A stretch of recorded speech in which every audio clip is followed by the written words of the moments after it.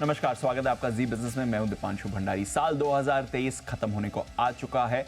बहुत ही इवेंटफुल साल रहा है। बाजार ने ढेरों नए रिकॉर्ड्स बनाए हैं। इन्वेस्टर्स, ट्रेडर्स, निवेशकों ने बड़ा पैसा भी कमाया है। साथ ही कुछ बड़ा उतार चढ़ाव भी हुआ है। कुछ अहम इवेंट्स भी थे। बट बात यह है कि इस साल ने हमें बहुत कुछ सिखाया है। बाजार ने, बाजार के इवेंट्स ने, उतार चढ़ाव ने, और अपना पोर्टफोलियो कैसे मैनेज करना है इस वॉलेटिलिटी में, इन सब चीज़ों का हमने किया है विश्लेषण। और फिर जी बिजनेस के मैनेजिंग एडिटर अनिल सिंघवी के साथ हम बात करेंगे कि साल 2023 में क्या कुछ बड़ा हुआ, इससे हमने क्या सीखा, और फिर आने वाले साल में आपको क्या कुछ समझना है। तो अनिल जी, बहुत बहुत स्वागत है सर। बहुत बहुत शुक्रिया। हर बार हम ये पाठशाला लेकर आते हैं, बट इस साल कुछ ज़्यादा ही इंटरेस्टिंग ये पाठशाला हमारी बनी है सर। दीप, इस साल कुछ ज़्यादा ही बनी, ये बात आप सही कह रहे हैं। मतलब 2020 के बाद जो लगभग हर साल ऐसा निकल रहा है, कुछ न कुछ बड़ा और नया सीखने को मिल रहा है। 2021 में जो तेजी की शुरुआत हुई थी, 2022 में कई सारी चीज़ें ऐसी सीखी जो पहले सीखी हुई थी, भूलनी पड़ी उनको। और 2023 ने कुछ अलग ही सिखाया। और मैं बताऊँ कि अगर मैं सबसे ज़्यादा दो इवेंटफुल साल रहे, मैं अप्रैल 2018 से जी बिजनेस पर हूँ, तो एक मार्च 2020 वाला साल था, जब कोरोना के वक्त हमने लोगों को पूरा बचाने की कोशिश की। नहीं लेना है, नहीं लेना है, नहीं लेना है, मतलब पूरा इज्जत दांव पे लगाकर, चिल्ला कर लोगों को बोल के फंसना मत, शेयर मत खरीदना। और जब बॉटम बनाया मार्च में, तब वहाँ से हमने शॉर्ट ब्लास्ट, SIP, पैसा लगाना। 23 मार्च को मैंने कहा मैं खुद लगा रहा हूँ। वो शुरुआत की थी। वो साल बड़ा इवेंटफुल था। और 2020 की थीम हमारी थी नहीं लेना है, जिसने पैसा बचाया। लेकिन इस साल की थीम हमारी बिल्कुल अलग रही, और ये थीम भी उतनी ही बड़ी, उतनी ही पावरफुल थी। ठीक है। और ये थीम ये थी कि नहीं बेचना है। नहीं बेचना है। मतलब आपने शेयर लेके रखे तो पकड़ के रखो। Hold is our bold call. Hold करो, क्योंकि ज़िंदगी में कभी भी, मैंने भी, बाकी सबकी छोड़िए, 30 साल मुझे हो गए मार्केट में, मैंने मिड कैप स्मॉल कैप शेयरों में इस तरह की एक तरफा तेजी इतने लंबे समय तक कभी नहीं देखी। 2 हफ्ते, 3 हफ्ते मैक्सिमम। हम तो ये कहते हैं साल में 12 दिन mid cap small cap share चलते हैं, कुंभ का मेला लगता है और खत्म हो जाता है। फिर 12 साल इंतजार करो। एब्सोल्युटली ना, ये उस तरह की तेजी होती थी पहले। इस बार तो जो मार्च के अंत से शुरुआत हुई तेजी की, तो हमने कहा कि होल्ड इज आवर बोल्ड करो। औने पौने दामों पर आप अपने शेयर मत बेचें। पार्किंग के लिए नहीं है आप, कि आपने शेयर खरीदा, साल 2 साल 3 साल आप इंतजार करें, वापस भाव आएगा, भाव आए बेच के निकल जाए ना। बिल्कुल पकड़ के रखिए और शेयरों को बेचिए मत औने पौने दामों पर। और तीसरी एक और चीज़ जो हमने जो सीखी है कि छोटे मुनाफे के लिए ट्रेडिंग। यस सर, ये आदत हमारी बड़ी, और खुद गलत नहीं था। ये सब पुराना एक्सपीरियंस है कि लिया 30% स्टॉक बढ़ गया, नहीं बेचा, वापस अपने भाव से नीचे आ गया, फिर अफसोस, अरे तब बेच देता तो ठीक रहता। लेकिन अब हमने ये समझा कि नहीं, ये अलग तेजी का मार्केट है। इसको 10-20% के लिए नहीं, इसको 2-3 गुना 4 गुना करने के लिए ट्रेड करना है, आपको इन्वेस्ट करना है। और सबसे बढ़िया चीज़ जो दीप इस साल के 2 मोमेंट थे मेरे, वो ये, एक मार्च के अंत में जब बाज़ार रिकवर करना शुरू हुआ, अप्रैल की शुरुआत से, तब हमने बोल्ड कॉल दिया, खरीदो। दूसरा, जो लास्ट हमारा बॉटम बना 18,800 के आसपास का, वो था अक्टूबर में, और अक्टूबर सीरीज की एक्सपायरी के दिन। तब हमने कहा था कि यहाँ से बॉटम हो गया। आप अगर पेशेंट 24 घंटे निकाल देगा, करेक्ट, IC में से निकल जाएगा, जिंदा भी बच जाएगा, ठीक भी हो जाएगा, दौड़ेगा भी। और उस समय दोनों ही बड़ी गिरावट में हमने कहा बायो एवरी डिप। और मुझे याद है उस दिन तो मैंने ये भी बोला, मैं खुद अपने पैसे डाल रहा हूँ। बिल्कुल। तो अब इससे ज़्यादा तो हम क्या कॉन्फिडेंस दे सकते हैं? खुद जो कहते वो करते भी है। सो आई थिंक 18,800 पे भी, मेरे ख्याल से उस समय तो मार्च में तो शायद 16,800 के आसपास के लेवल से, तो दोनों ही बॉटम अच्छे पकड़ में आए। और दूसरी बात, एक और जो चीज़ बढ़िया पकड़ में आई, मिड कैप स्मॉल कैप शेयरों की तेजी को ऐसे छोड़ना नहीं। हाँ, इस बार तो बड़ा मुनाफा आपने कमाया। जब ऐसे आप बोलते हैं, कॉन्फिडेंस दिखाते हैं अपना पैसा डालने का, तब से हम देखते हैं बाजार अच्छी मूव भी दिखाते हैं। बट इस साल बड़ा पैसा बना है, और across the board Anil ji हमने बड़ी रैली, बड़ा पैसे बनते हुए देखा है। कहाँ बड़ा पैसा बना है, जो आपने थीम्स भी आइडेंटिफाई की? डीप मार्केट में, वैसे तो इस बार मार्केट में हर आदमी बुद्धिमान है, हर आदमी समझदार है, हर आदमी मार्केट का दिग्गज है, क्योंकि सबके पैसे बने हैं और हर जगह बने हैं। लेकिन फिर भी कुछ थीम्स ऐसी हैं जो हमने सोचा कि जो बढ़िया पैसा बना कर देगी। डिफेंस, रेलवे और सरकारी कंपनियां। इस साल की शुरुआत में भी हमने कहा था कि हमारी ये थीम है, इस साल की थीम सरकारी कंपनियों की है। और आप देख लीजिए जनवरी से लेकर दिसंबर तक भी ये सरकारी कंपनियों के शेयर लोगों को अब भी सस्ते लग रहे हैं, अभी सस्ते लग रहे हैं। अब भी सस्ते लग रहे हैं। सोचिए, हाँ, सरकारी बैंक अब सस्ते लगते हैं, सरकारी कंपनियां अब सस्ती लगती है। रेलवे, डिफेंस, बड़ा पैसा। रेलवे फिर भी ठीक है, सेकंड हाफ में थोड़ा लास्ट 2-3 महीने से थोड़ा ठंडा हो थोड़ा, लेकिन डिफेंस तो अभी भी गर्म है। बिल्कुल, जो ऑर्डर्स आ रहे हैं, जो पैसा बन रहा है, तो ये एक थीम थी जिसने बड़ा पैसा बनाया। एक और थीम जो बहुत इंटरेस्टिंग हमने पकड़ी वो ये थी दीप की, जो किसी ने नहीं सोचा कि ये भी हो सकता है, जिन कंपनियों पर हम खुद बहुत बेरिश थे, मंदी में थे, नए ज़माने की ई कॉमर्स कंपनियाँ, न्यू एज कंपनीज जिनको कहते हैं, जिनके आईपीओ के बाद जो धुलाई पिटाई हुई उसको कोई छूना नहीं चाहता था। 50 रुपये में हमने जोमेटो पकड़ा, 550 रुपये में हमने पेटीएम पकड़ा कि अब पीबी फिनटेक, जोमेटो, स्टार, ये नए ज़माने की कंपनियाँ, इनका समय आ गया। करेक्ट। ये वैल्यूएशंस के लिहाज से अब सही लेवल पर है। कंपनियों को समझ में आ गया कि खाली टॉप लाइन से काम नहीं चलेगा, प्रॉफिट दिखाना पड़ेगा। पुराने इन्वेस्टर्स थक हार के बेच के निकल गए, नए इन्वेस्टर्स आए जो 2 से 3 साल के व्यू से आए और वो कंपनी में ये शेयर ले रहे हैं। वो एक चेंजिंग मोमेंट था। और सबसे बड़ी बात है, ये अफोर्डेबल, 50 रुपये में हर कोई जोमेटो खरीद सकता है, एब्सोल्युटली, है ना। आप बोलो 25,000 में नेस्ले खरीदो ना, कोई नहीं खरीदा नहीं जाएगा, भले हम कितने भाषण दे दें, लेकिन 50 में जोमेटो खरीद के लोगों ने पैसा बनाया, बिल्कुल, है ना। सो इस बार बड़ा पैसा और पकड़ के रखा है, अभी भी 125 में कोई बेचना नहीं चाहता। बिल्कुल। और आप देखिए 100-125 रुपये में कितने ब्लॉक्स हुए हैं, भारी भरकम उन लेवल के आसपास। तो ये एक बढ़िया थीम रही। बैंक्स, एनबीएफसी तो हमारा सदाबहार है ही, था, रहेगा। वहाँ पर अच्छा रेट सेंसिटिव स्टॉक्स में हमने कहा भी बैंक्स खरीदो, एनबीएफसी खरीदो, ऑटो खरीदो, रियल एस्टेट खरीदो। रियल एस्टेट हमारा इस साल का सेक्टर था, उसने अच्छे पैसे बना कर दिए। एक और स्पेस थी जिस पर हम बहुत बुलिश थे, इंफ्रा, ऑटो, ये तो थी, लेकिन एक फार्मा। सेकंड हाफ में हम फार्मा शेयरों पर बुलिश हुए। और आपको याद होगा नवरत्न एसआई के वक्त हमने पहली थीम जो ली वो आईटी की ली थी, दूसरी थीम ली थी फार्मा की, और वहाँ से दोनों में पैसा बनाए। आईटी पर भी बना, आईटी, ऑटो देखिए रेट सेंसिटिव में 42% हाईएस्ट रिटर्न इस साल का ऑटो में आया है। आईटी ने भी 25%, मेटल, फार्मा, सरकारी बैंक 29-30% बढ़े। तो आई थिंक ओवरऑल पैसा कमाने के लिहाज से बहुत बढ़िया साल था और सारे थीम्स काम करते हुए भी दिखे। थीम्स में तो अच्छा पैसा कम रहा है और साल भी बढ़िया रहा। पर एक चीज़ जो इस साल स्टैंड आउट करी है वो है मिड कैप स्मॉल कैप की आउट परफॉर्मेंस। और ऐसी नहीं कि चलिए 1-2 महीने हुई, सस्टेन्ड आउट परफॉर्मेंस पिछले 9 महीनों से मिड और स्मॉल कैप आउट परफॉर्म। दीप, इस साल की सबसे बड़ी एक और लर्निंग जो है वो ये कि आप बड़े ट्रेंड को मत छोड़िए। हाँ, छोटे मोटे रोज की कमेंट्री करते हैं, रोज शो करते हैं, तो हमें रोज बोलना पड़ता है आज ये हो जाएगा, वो हो जाएगा, सुबह ये शाम को ये, वो अपनी जगह है। लेकिन हमारे इन्वेस्टर्स के लिए और बाकी सब लोगों के लिए ये बहुत ज़रूरी है कि आप बड़ी चीज़ को रखें। बड़ा क्या बदल रहा है मार्केट में? सो बड़ा क्या बदला है? बड़ा ये बदला है कि इंडिया के मार्केट बड़ी तेजी के लिए तैयार है। बड़ा ये बदला है कि हमारे रिटेल इन्वेस्टर का पैसा बाजार को सपोर्ट देने के लिए तैयार है। बड़ा ये बदला है कि छोटी कंपनियां बड़ी हो सकती है। सो इस आज जो मेरी तेजी के पीछे जो भरोसा था कि मिड कैप और स्मॉल कैप शेयर क्यों बढ़ेंगे, उसके 2-3 कारण हैं जो मैं बताऊं। और ये कारण इसलिए बता रहा हूं ताकि ये कारण अगर आपको 2024 में भी नजर आए तो आप मिड कैप और स्मॉल कैप शेयरों को जल्दी से छोड़े ना, है ना। ये समझना जरूरी। पहली चीज़, रिटेल इन्वेस्टर्स बहुत आए और रिटेल इन्वेस्टर्स का पैसा छोटे मझोले शेयरों में आता है। उनको कोई किसी को निफ्टी स्टॉक नहीं खरीदना, आप कितना भी ज्ञान दे दें, बिल्कुल उनको वही लेना है। उनको एफएनओ स्टॉक तो ट्रेडिंग वाले करके निकल जाएंगे, लेकिन जो डिलीवरी लेके हमारा एक आम इन्वेस्टर है वो छोटे शेयर लेता है।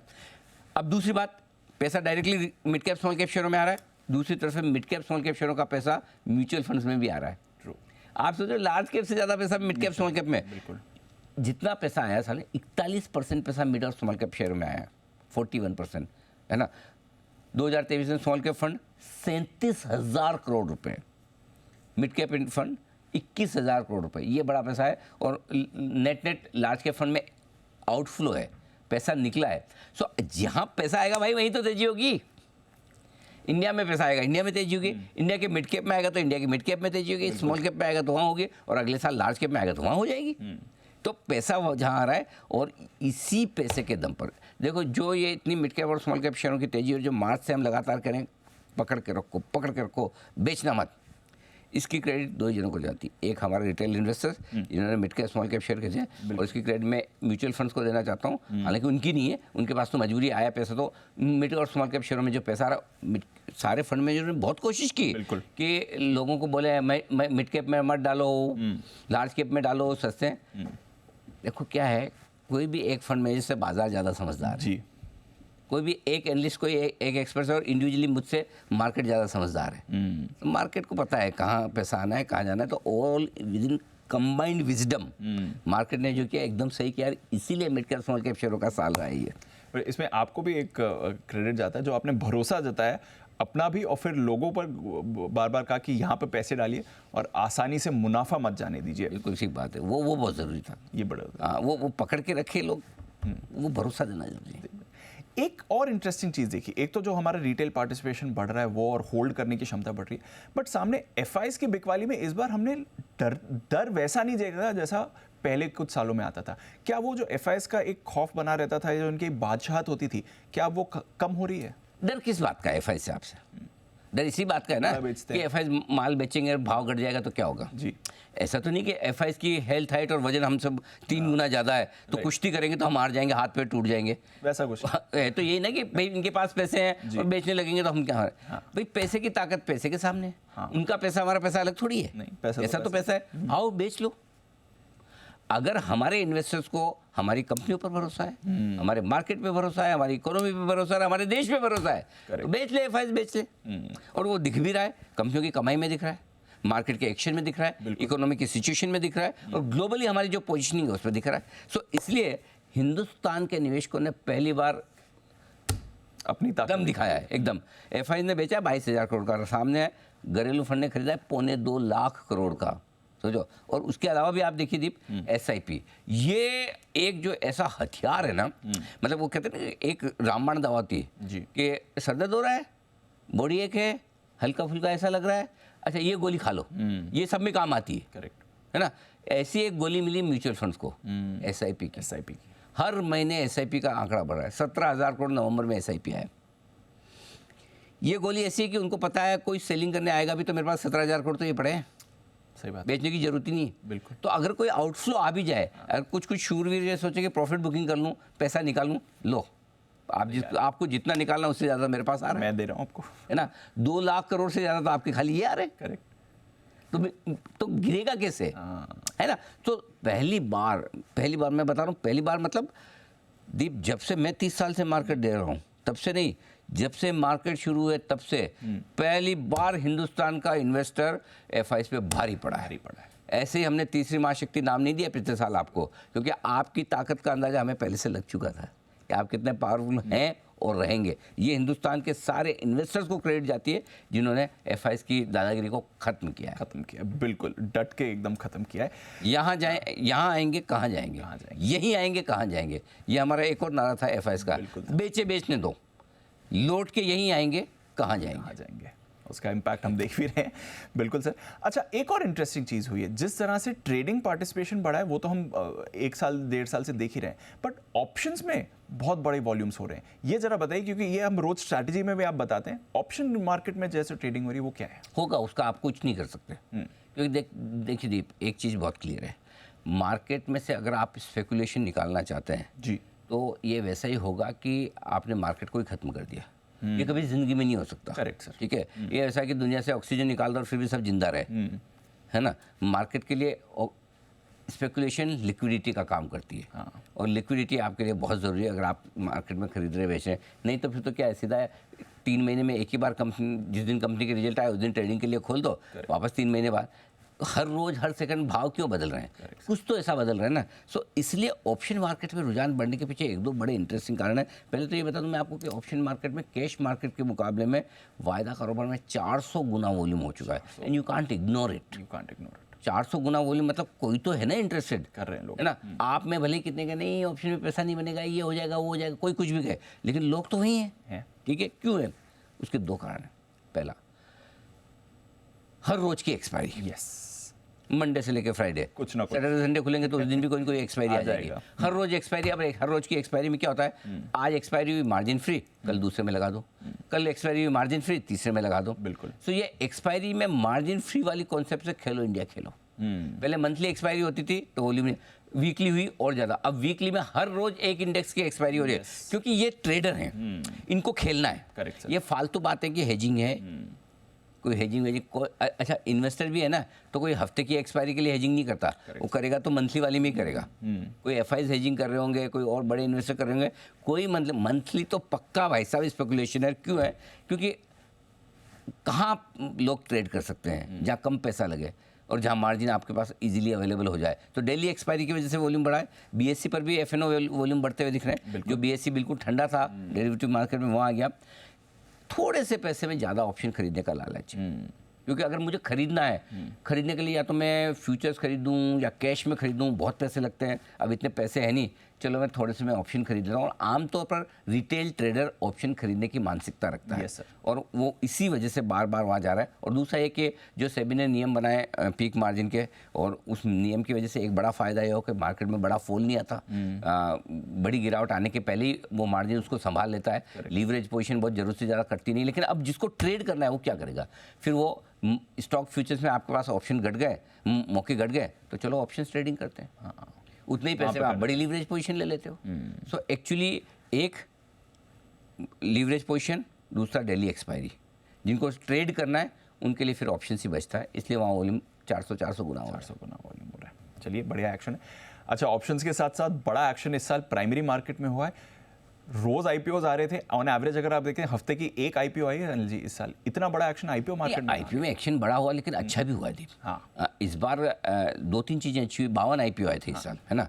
और 52 आईपीओ में से ज़्यादातर के लगभग सारे प्रीमियम पर ही लिस्ट हुए। 1-2-4 छोड़ दीजिए, वो भी कोई ऐसा एक्सीडेंट टाइप ज़्यादा थे। नहीं हुए, हाँ। दूसरा ये कि 50,000 करोड़ आईपीओ में गए कंपनी के पास। 50,000 करोड़ वो छोटा अमाउंट नहीं है। प्रमोटर ने बेचा है वो अलग, ब्लॉक डील्स हुई अलग। ये सारी चीज़ें बाजार पचा गया है सब, बिल्कुल सर, आराम से खा गया, पता भी नहीं चला। बिल्कुल। जो बढ़िया बात हुई इस साल, जो सबसे बढ़िया क्वालिटी चीज़ है, वो अच्छी कंपनियों के आईपीओ आए, अच्छे भाव पर आए। अच्छे भाव से मेरा मतलब सस्ते। टाटा टेक्नोलॉजी फॉर एग्जांपल अगर आईपीओ लाती है, क्या कंपनी है, क्या पेरेंटेज है, और भाव भी सस्ता। करेक्ट। रेस्पॉन्स मिलेगा भी, दुगुना होगा भी, टिकेगा भी। तो अच्छी कंपनी और अच्छा भाव दोनों जनरली साथ में नहीं आते हैं। Yes. क्योंकि तेजी के मार्केट में क्या बूम होता है, सबको लाना है और अनाप शनाप भाव पे लाना है। Correct, sir. और लीड मैनेजर भी उनको समझाते हैं, अरे सर चिंता क्यों करते हो, हम लाएंगे, इस भाव में लाएंगे। अच्छा, बेचारा फंड मैनेजर इतना कैश लेके बैठा है, उसकी मजबूरी डालने ही है पैसा। सो एक उस वजह से। दूसरा, 2 साल पहले हमारी बड़ी याददाश्त, भले आप भूल गए हो, शॉर्ट टर्म मेमोरी लेस हो जाता है, लेकिन याद करें बड़ी मार पड़ी थी, चपत पड़ी थी, थप्पड़ पड़े थे new age company, new age IPO के। याद है? बिल्कुल। किस में, कोई पेटीएम में, कोई जोमेटो में, कोई ये सारी कंपनियों में बड़े पैसे लगे थे। नायका था। हाँ, नायका, तो सबकी बैंड बज गई। तो लेकिन इस बार इस तरह का कोई एक्सीडेंट ही नहीं हुआ। हाँ, क्वालिटी अच्छी है ना। एक आध आईपीओ है ना, 50% नीचे लिस्ट हो जाए ना, तो सब लाइन पे आ जाते हैं। सब लाइन पे आ जाते हैं। लेकिन ऐसी खराब कंपनियों के आए ही नहीं आईपीओ। और न्यू एज कंपनियों को समझ में आ गया कि प्रॉफिटेबल होके ही आना ठीक है मार्केट में, पहले कूदे ना तो भाई साहब चलेगा नहीं है। Correct. तो ये एक अच्छा था। फंडामेंटल जिनके अच्छे थे उन कंपनियों को रेस्पॉन्स भी अच्छा मिला। एक और इंटरेस्टिंग चीज़, छोटी प्राइस और छोटी साइज़ के आईपीओ इस बार, मतलब ये थोड़ी स्पेकुलेटिव चीज़ थी। हाँ। कि अगर आपकी 100-200 करोड़ की आईपीओ की साइज़ है, 50-75 single digit, double digit, 3 digit वाला स्टॉक है, तो फिर सट्टा हो जाता है। हाँ। सबको ये मन में बैठा हुआ, इसमें तो गेम हो जाएगा। Correct, sir. इसमें तो आईपीओ लिस्टिंग पे खेल होगा। उस चक्कर में भी ये आईपीओ बहुत भरे, जहाँ फंडामेंटल थोड़े से कमज़ोर भी रहे हो। और बाकी तो ठीक है। एक और बड़ी चीज़, अब मिड कैप और स्मॉल कैप शेयरों में अगर इतना पैसा आया है फंड्स में, करीबन 55,000 करोड़ का, 60,000 करोड़ उनके पास पैसे आए हैं, लगाएंगे कहाँ? एग्जैक्टली। इन छोटी कंपनियों के आईपीओ में लगाना ही पड़ेगा। तो आप देखो लिस्ट में एक ज़माना था दीप, एंकर बुक में और इन्वेस्टमेंट जिनको अलॉटमेंट मिलते थे, देखते किस एफआई ने लिया, किस एफआई ने लिया। आजकल सब देखते अच्छा कौन से 4 टॉप फंड है लोकल वाले जिन्होंने आईपीओ में पैसा लगाया। यही चलेगा, क्यों कि लिस्टिंग के बाद भी यही खरीदेंगे। हाँ। ये एक बड़ा बदलाव हुआ है इस बार। सर, ऐसा ही बड़ा एक्शन हमने एसएमई आईपीओ मार्केट में भी देखा है, वहां पर भी बहुत बड़ा एक्शन हो रहा था इस साल। हाँ बिल्कुल हुआ दीप, और वही चिंता की बड़ी बात है। क्योंकि एसएमई में कुछ आईपीओ में तो अनाप शनाप वैल्यूएशन और कुछ भी फ्लोटिंग स्टॉक नाम मात्र है, मतलब 2-3 लोग मिलके कुछ भी भाव कर ले। 173 एसएमई आई, ये एक यूफोरिया वाली चीज़ है, ये एक चिंता वाली चीज़ है। और मुझे पक्का भरोसा है इस पर सेबी की चिंताएं भी हैं, और सेबी का कुछ ना कुछ जल्दी आप एक्शन भी आते हुए देखेंगे, नया नियम भी आते हुए देखेंगे, बड़ी बात नहीं है। इस साल वैसे भी एएसएम फ्रेमवर्क आ ही गया था एसएमईज के लिए। बिल्कुल। अच्छा सर, फ्लोटिंग स्टॉक की आपने बात करी, ये हमने मेन बोर्ड में भी होते हुए देखा और हमने इस पर बड़े खुलासा भी किया था, उसके बाद थोड़ा एक्शन भी आया था। ये कैसा ट्रेंड था सर? देखो, तेजी के मार्केट के साथ कुछ चीज़ें ऐसी होती है जो वो गेहूं के साथ गुण वाली है। तो अब जैसे एसएमई आईपीओ या यूफोरिया है, कई सारी घाटे वाली कंपनियां हैं जिनके 3-3, 4-4, 5-5 साल से जीरो रेवेन्यू है। Exactly. लेकिन छोटा सा फ्लोटिंग स्टॉक है, कॉर्नर कर दिया आपने, भाव कुछ भी बढ़ा दिया, तो उसमें बड़ा खेल हुआ है। कुछ मुनाफे वाली अच्छी कंपनियां हैं, उनमें भी हुआ है। For example new India assurance की तरह की कंपनी है, मैनेजमेंट बोला भाई हमारी कंपनी में कुछ नहीं बदला, भाव 3 गुना 4 गुना क्यों हो गया, हमें नहीं समझ आ रहा, है ना। सही बात। रिजल्ट्स आपको सपोर्ट नहीं कर रहे हैं, लेकिन क्या हुआ, कुछ लोगों ने गेम करने के नए नए तरीके होते हैं। उसमें एक तरीका ये भी है कि सरकारी कंपनियों के शेयरों में कॉर्नर कर लो, सप्लाई गवर्नमेंट की तरफ से तो आती नहीं है, प्रमोटर कोई दूसरा है नहीं, और बढ़िया है, शॉर्टिंग स्टॉक कम हो गया, भाव कुछ भी कर दीजिए। इरेडा भी लिस्टिंग हुई, अच्छी कंपनी है नो डाउट, लेकिन क्या इतनी अच्छी है कि 30-32 वाला 125 हो जाए, करेक्ट है ना। सो यही है कि छोटे स्टॉक हैं, सरकारी कंपनियां हैं, कॉर्नर कर लीजिए, भाव कुछ भी कर ले। तो ये एक बड़ा हुआ है, और इसीलिए हमने फर्जी बुल रन किया था, और उस फर्जी बुल रन के बाद स्टॉक तेजी से घटे भी थे, बहुत जोर से नीचे भी आए थे, लोगों को लगा कि हम ये क्या करें, लेकिन हम हमेशा अच्छी सरकारी कंपनियों पर साल की शुरुआत से लेकर साल के अंत तक बुलिश रहे। Yes sir. लेकिन जहाँ खराब कंपनियां, जहाँ बिजनेस नहीं है, लॉसेस हैं, वहाँ तो आपको सावधान करना हमारा काम है। एक बड़ा एक्शन और हमने देखा सेबी की तरफ से, सोशल मीडिया इन्फ्लुएंसर्स पर इस साल थोड़ा एक्शन लिया गया, जो स्पेशली एडवाइस देते हैं, फेक स्क्रीनशॉट डालते हैं, उन पर एक्शन। इस बार सेबी ने बड़ा अच्छा काम किया है अनरजिस्टर्ड इन्फ्लुएंसर्स पे। जो रजिस्टर्ड हैं, जो कर रहे हैं सेबी के लिए, वो तो करना ही चाहिए, और उनकी ज़रूरत भी है। हम कभी इन्फ्लुएंसर्स के खिलाफ रहे नहीं, क्योंकि देश में इतने इन्वेस्टर बनने वाले, सबकी ज़रूरत पड़ेगी और करना भी चाहिए। लेकिन जो अनरजिस्टर्ड हैं उनके अगेंस्ट में सेबी ने बढ़िया एक्शन लिया, और इसलिए हम निवेशकों को बोलते भी जो अनरजिस्टर्ड है उनसे थोड़ा सावधान रहिए, क्योंकि क्या ये एक बड़ा ट्रेंड हो गया था बीच में कि स्क्रीनशॉट दिखाओ, मैंने इतना मुनाफा बनाया, मैंने उतना बनाया, ये किया वो किया, अब मेरी सर्विस लो। अरे भाई, जब तुम इतना मुनाफा बना ही रहे हो तो फिर सर्विसेज देने की ज़रूरत क्या है आपको? सही बात है। कोई हमारी तरह आप नौकरी तो नहीं कर रहे हैं, बिल्कुल राइट, आप तो अपने ही चला रहे हैं। सो लेकिन इसलिए इन्वेस्टर्स को ये ज़रूरी कि इनके जांचे में ना आए जो फर्जी स्क्रीनशॉट। अब तो खैर काफ़ी कुछ ठीक भी हो गया। एक और चीज़ है कि कई बार ये स्क्रीनशॉट दिखाकर इस तरह के ट्रेनिंग कोर्सेज वगैरह, सेमिनार्स वगैरह के लिए लोग इन्फ्लुएंस करते हैं, क्या ये दिखाइए।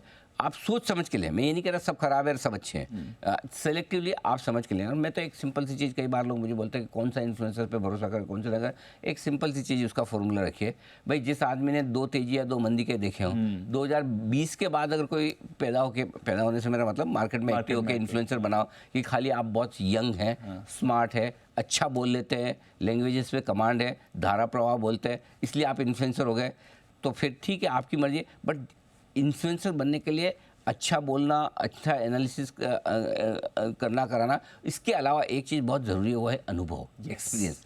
जिन इन्फ्लुएंसर्स ने तेजी और मंदी के 2 साइकिल देखें, उन पर डेफिनेटली ज़्यादा भरोसा कीजिए आप, और उनको फॉलो कीजिए। मैं ये नहीं कह, और रजिस्टर्ड हों और वो हों, बिल्कुल फॉलो कीजिए, करना चाहिए। उनकी ज़रूरत देश को है, मार्केट को है, 100%। सो आपको सेलेक्टिवली देखना है कि किसको फॉलो करना है, किसको नहीं करना। चलिए, तो बहुत सारा एक्शन हुआ है अनिल जी इस साल, कुछ बड़ी बड़ी चीज़ें, बातें हमने अभी करी हैं। ये सब बातों का मिश्रण लेकर जो भी हमने कुछ इस साल सीखा है, वो क्या कुछ आपको दिख रहा है, और फिर आने वाले साल में इसका कैसे प्रयोग करें? 2-3 चीज़ें दीप। एक, मार्केट में हर साल 1 या 2 मौके ऐसे आते हैं जहां से बड़ा ट्रेंड बनता है। यस। उस बड़े ट्रेंड को मत छोड़िए।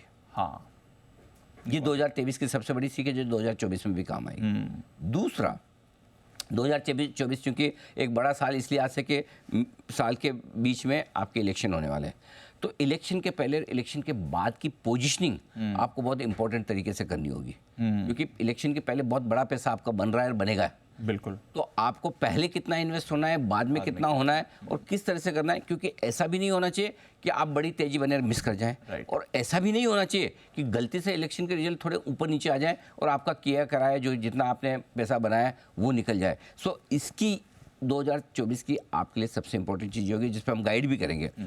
एक और बात यह है कि जो मैं बार बार कहता हूँ, लंबी तेजी में हम, आप 2024 क्या, 2024, 26, 27, 28, अगले 3, 4, 5 साल तक बहुत बढ़िया तेज़ी रहेगी। ऐसे में मिड कैप और स्मॉल कैप शेयरों को लेकर जो लोग आपको डराते हैं, चमकाते हैं, बहुत बढ़िया, यूफोरिया हो गया, ये हो गया, वो हो गया, चक्कर में ना आए। हाँ, आपको पकड़ के रखना है। बाजार में मंदी होगी, यही होगी, स्क्रीन पर होगी, आपको, हमको, सबको पता चलेगा। और जब तक नहीं होती है, और मैं आपको बता दूं, जनरली बुल रन के आखिरी लेग में स्टॉक्स बहुत तेजी से भागते हैं। इंडेक्स भागे ना भागे, स्टॉक रोज 10-10%, 5-5% भागते हैं। और अगर आपने वो मिस कर दिया, पूरे साल भर आपने रखा, साल भर में 50% स्टॉक बढ़ा, और 3 दिन में 50% बढ़ गया, और आपने उसी 3 दिन के पहले बेचा, तो इसलिए आपको पैसा पूरा लेना है। ये 2023 से आपको 2024 में सीखना है। और मैं बताऊं, 2024 में हो सकता है 23 जितना पैसा ना बने, और ऐसा होना भी चाहिए। हर साल 2023 हो ही नहीं सकता और होना भी नहीं चाहिए, लेकिन बनेगा। थोड़ा सा आपको संयम ज़्यादा रखना होगा, पेशेंस ज़्यादा रखना होगा, डिसिप्लिन आपको ज़्यादा होना पड़ेगा। ये बस 2-3 चीज़ें कर लीजिए, 24 भी आपका अच्छा जाएगा। 24 भी बढ़िया जाएगा, बिल्कुल। और आप सब रोज़ होंगे हमारे साथ गाइड करने के लिए बाजार की डायरेक्शन और नए नए ट्रेंड आइडेंटिफाई। बिल्कुल, ये साल तो हिस्टोरिक रहा। अनिल जी, बहुत बहुत शुक्रिया आज के लिए, इस पूरे साल के लिए, जो नई लर्निंग्स और नए ट्रेंड आपने पकड़े और जो नई सीखें भी हमें सिखाई हैं। और आप सबका भी बहुत बहुत शुक्रिया, हमारे साथ आप रोज़ तो जुड़ते ही हैं, इस खास शो में भी हमारे साथ देने के लिए। और फिक्र मत कीजिए, 2024 में भी यही सारी लर्निंग्स का इस्तेमाल हम करेंगे। बहुत बहुत शुक्रिया ये शो देखने के लिए।